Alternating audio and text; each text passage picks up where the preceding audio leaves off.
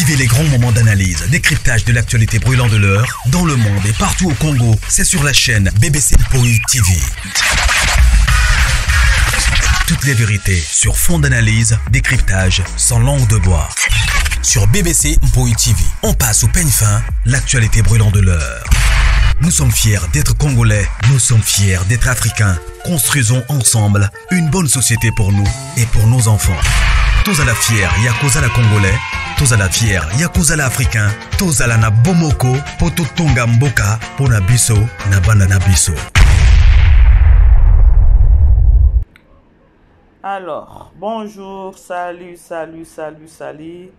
Bonjour la grande famille, bonjour Balandi Nyonso. Il y a BBC Mpoï TV, bonjour, bonsoir. Ici que les les binos partout dans le monde. J'espère que non, la grande famille, vous allez bien. Alors, toujours que non, la grâce de notre Dieu nous suffit. Alors, ticket nzambenanga pambola bino nzambenanga a bate la bino. Vraiment, bandeko, tokoti susu, tozongi susu na moi analyse amuke. Normalement, il fallait na salango depuis tongo, mais tellement busy.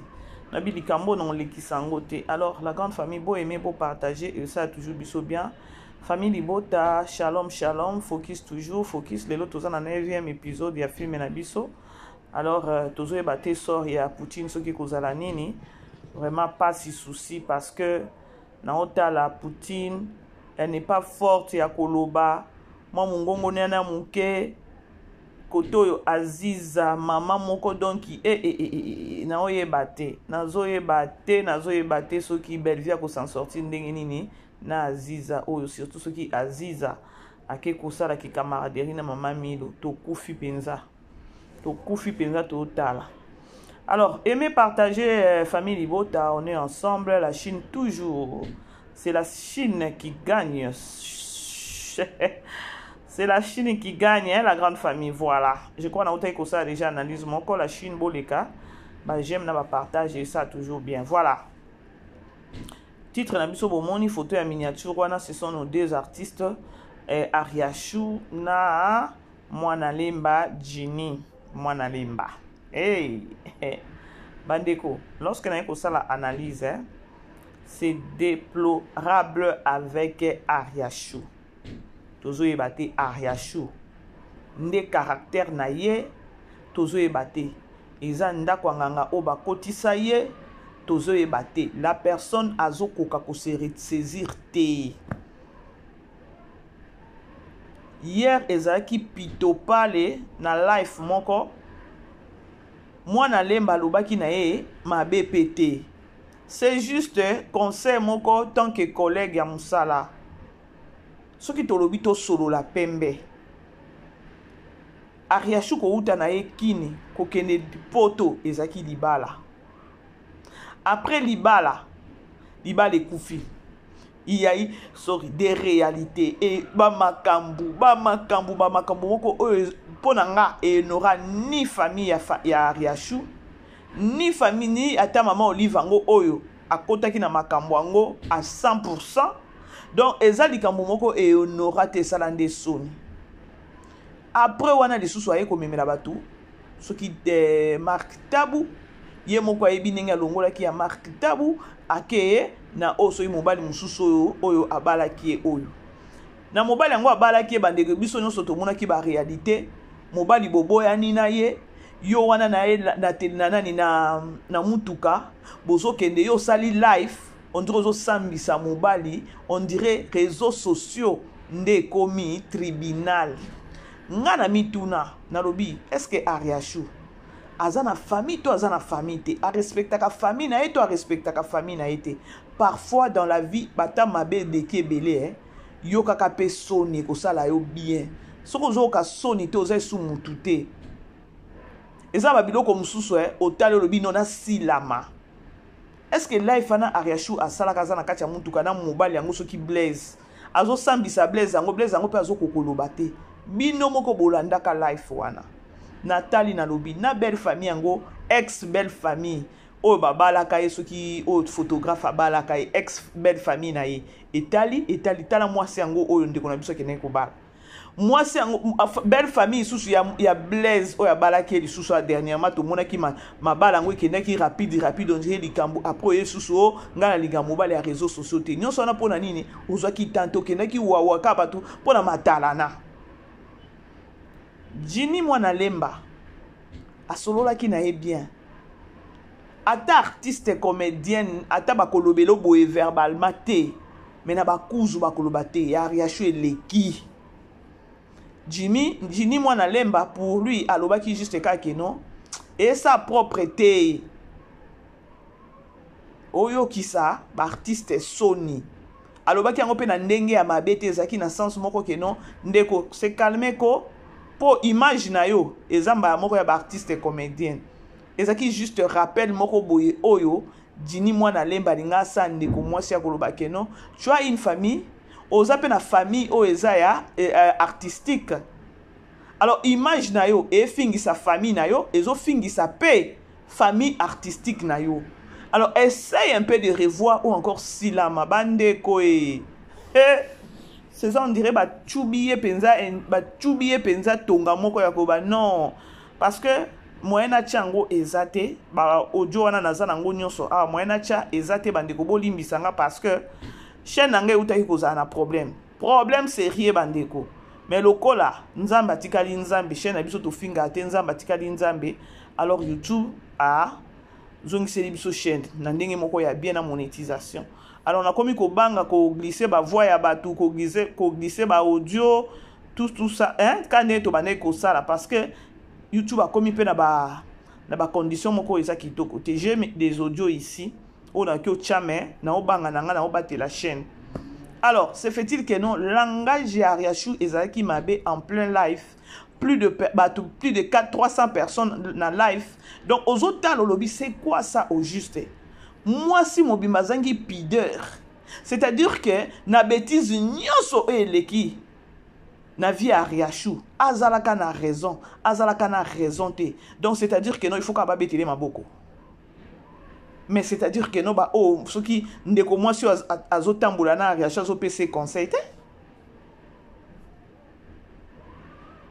ngana lobaka na monde alelo za na camarade soki azo memelo eloko moko te na vie ki songi kaka kwa bon ya kovanda nae ou encore ozana ba défaut na yo ye aza pe mieux placé pour na ko conseiller yo mais ozo koma na niveau ko conseiller te ozo tike na buzoba oza camarade ya bien te parce que ba bêtise nyonso Ariachu bimisaka aza na master ne moko na mona ke pe na TikTok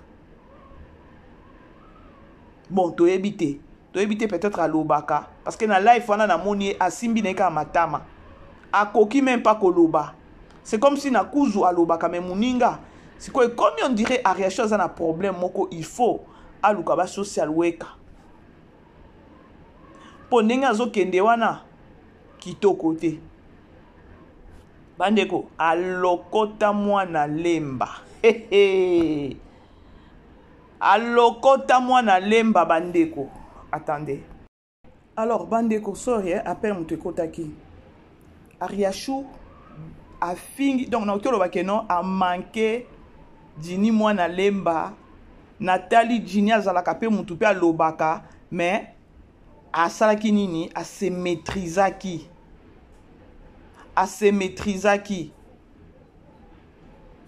moi je me suis demandé Ariachu au juste azata na mutu moko te oki ko conseiller que non na minute o ke a se ressaisir nanu azonga nanu ata place asila mana na niveau moko ke non elle a beaucoup oyo il faut bongisa na minute oyo je sais pas azo sala course na nani je sais pas azo sala matalana na nani je sais pas alingi nini po mutu azalaka boye te si soki azaki pe mwasi moko ya koloba ke non azaki mwasi moko exemplaire bandeko na ndimi pete ke non mayuka na linga kende photographe wana parce que ti lelo photographe pa bima te koloba toyoka aka ye mutu alobaka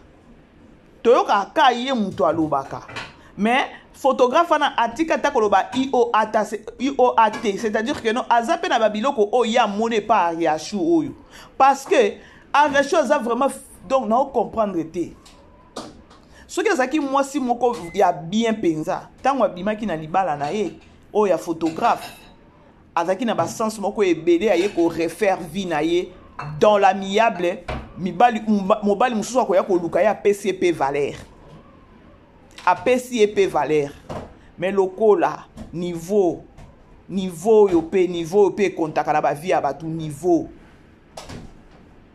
donc abambani na se ye moko à s'exposer azaki kutu après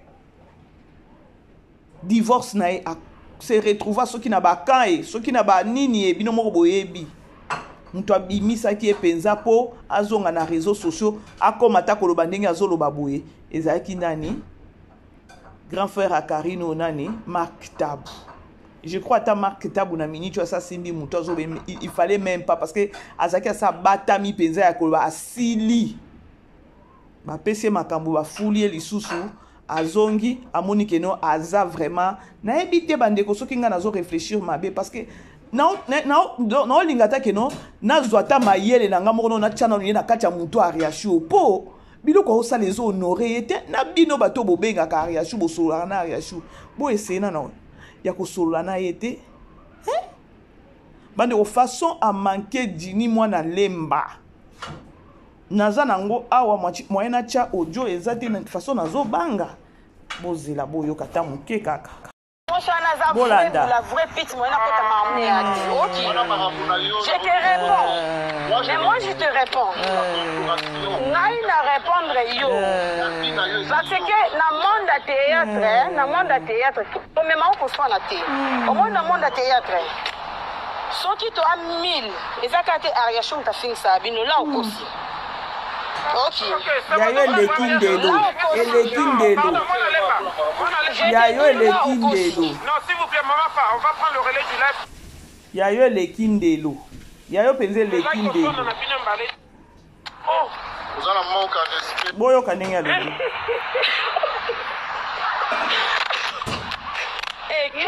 Boyo ka c'est bon, j'espère que ma réponse n'est satisfaite. Boyo ka. C'est bon. Oyo beta 12 yo kebe petit. Yo ka bengi mwana dini. Keba yo. Alo yenge mafa. Non. Mafa alo yenge. Ala keba. Keba na yo beta 12 na live non det na ndeni. To zaki ye ya beta 12. Ariashu. Obeta nga 12 tena kebisi yo keba na yo. Yone muto baby. Yo, ozo manquer na live, na manquer au respect. Sala. Non, c'est pélisso. C'est vrai. Ta niveau. Non, tu ne veux pas matière moi ya bio Yo ka ya niveau. loko yelo bananga Femme to changa insensée. Vous allez manquer d'esprit. Zéro zomimona bébé. Non, c'est pélisso. Oh mona. Oh mimona. Oh c'est péla. Donc pour elle, alaki siko mwana lemba soit disant que non azana vidéo to éviter ce qui ya nzoto ya mwana lemba azo sepeli botala niveau ya mwasi penza tambino moko bandeko aza fi moko biso ba msoto lingaka ye ngakutu na yebaka ye kaka partir ya mariage na yo ndenge esalaka vraiment ebetaka penza mariage na penza zaka vraiment mariage de rêve ya mutu nde place na yebaka ariasho yo ozalaki na mobali na ndako babali yo obimi mais ozo tinda message moko ozo yebisa muninga na yo collègue na yo ya koloba keno na ko sepelisa yo donc azana vidéo ya mwana lemba to ebite soki eza ya nini botala niveau une femme moi so azaki moi c'est libala après à se remarier abomi susu valeur moi c'est za wapi pour ça pe mibali elobi ngai oyo comment est-ce que mibali yango bakoluko boye na niveau oyo niveau moko trop bas, mère des enfants. Moi, l'année à Liboso, ça, ceux qui 14 ans, ceux qui 13 ans, vraiment. Non, c'est Perisayo bébé. Okomi mona. Tala makam. Mawa. Alors, bref, les artistes et comédiens, bazan a regret makasi, ya Ariashu. Du moins, Jini Mwana Lemba a lobiango. Lorsque Dini Mwana Lemba a eu courage, c'est-à-dire que non, et le kindelo. bande kono peut-être mususu ba kokolobele boyete mais na cesse bazotonga ye pona nga il fallait avant da kimia alo bande ko bolimbisanga donc façon kaka ariation zonga ka mutu eza problème bikota kota na banda kwa ngango bikota kota oyo okobima mobimba te okobima jaja kutu mobimba ti okomona peka boye ko bela liboma kaka boye na ba réalité na ba kombe belé oleki nango na vie na yo ya otali pe boye ke non liwa pe lataki yo ti na minu nzambe oyo na ebite nzambe atikeka nzambe yo moko oyebi ba réalité oleka nango yo moko lobi ke non soki nzambe te ba maladi oyo lobaki obelaki ba makambo ebele olekaki nango ezaki ke non lelo ozala te bana batika ba orpheline peut-être mais nzamba mawazongisi yo luka te longi ya nzambe salela nzambe parce que nzamba aza na ba manière ebele abenga mutu vers ye soki oza na ignorance okufa kwa ntaba be awa mutu eza oyo ayokaka yo ozalaki mutu moko boye ariachu ya keno ozosala ba life okomi ata mutu moko akopesa bato ba conseil ofortifie bato na ba sortie médiatique na yo mais eza pasi mingi loso ozosala ba sortie médiatique ya ba insulte ya keno nakobimisa video okomi mona bebe nakosepelisa yo bebe komi nini yango akutaki nzambe yango moni so moni mutu aza na pasi aza soki na malueka soki wapi yango tika eka akuna po niveau ezate ya kotia na ba niveau moko boye donc ta nyonso avandaki pe na mama Olive ta nyonso avandaki na mama Olive akoti na ba donc akomaki na niveau moko ya bien donc azwaki ate loko moko te na mutu na ye po a nakoki oloba monini po asande ni nzambi na ngai asa intégrer na makambo ebele na mona tiktokeuse moko boye awa tiktokeuse wana oya utaki na mikonga nani c'est qui la fille Marie Antumba mais elle essaie d'échanger au monde que non donc les loko mona ndira bima na famille moko ya mbongo non eza ba niveau ya komeli o ezo sala ke non akoma mature ba biloko mususu eza ya kosala te kolana na ba niveau na ba place o akomi sikoyo mais bota ndeko na biso mwasi azaki na ex première dame pembeni ndelo ex première dame abwakai maintenant lelo ko bima olo bakeno za bien soki déjà ex première dame o ya edayo asunga yo asala makambo ebele atia yo 100 mètres na ye moko place azana minute asasimbi mutu abibota la mutu ozaki mutu moko atake no so otosaka ba parents na yo tata maman Olive wana obite na sala ba sortie médiatique ya buzo ba boete c'est déplorable penza c'est déplorable ata lobi akozana besoin ko sunga o jakuta ko mono ndra yebi yote boye ba pe ko garder ba relation bino ba ariacho na vie na yo yeba kata ke no première dame obenga ata lelo sili falo garder bande moko boye ke non mais wana ta mike pa zo sunga kaka mais lokolo za mutu moko maturité zate mayele zate o komitana ngo comme lokwa shege ko tamola kana bala na ba phone ko finga ko bébé yoka ba maka tozela ka video yango ariachu tozela video ya mwana lemba ezala ngo matière ça 3 jours akoti minya après esili nango ya zonga minya lokwa yote. La grande famille, je vous aime bien. Bisous, bye.